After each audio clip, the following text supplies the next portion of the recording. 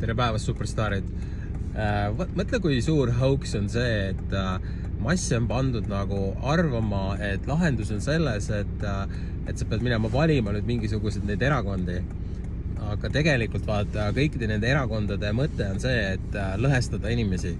Et kogu aeg on niimoodi, et need tüübid seal on erinevatel arvamustel ja kui sa nagu vaatad tagasi Eesti ajalugu, Eesti on olnud nii-öelda jutumärkides vaba palju, 35 aastat või, eks ju, 35 aastat, nii.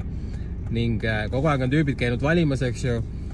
Ja nüüd mõtle nüüd korra loogiliselt, kui oletame, kui kõik need aastad oleks võitnud mingisugune teine erakond, kes iganes see, kes vahepeal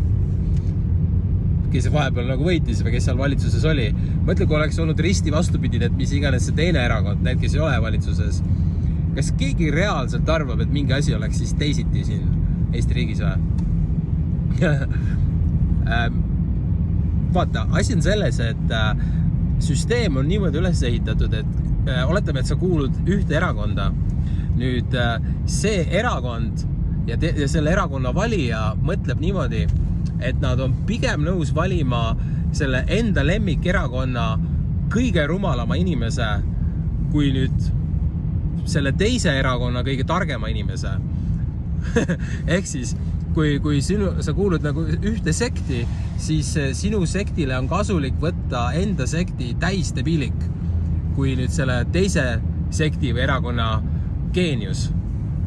Ja vaata, ainuüksi see tõsiasi minu silmis tõestab seda, et seal valitsuses, ei koalitsioonis ega opositsioonis, mitte üheski erakonnas ei ole mitte ühte ainsatki visionääri. Sest visionäär ei saa toimetada ja ajada oma asju siukses mentaliteedis, kus ta valib enda sekti kõige rumalama inimese selle asemel, et teise sekti kõige targema inimese.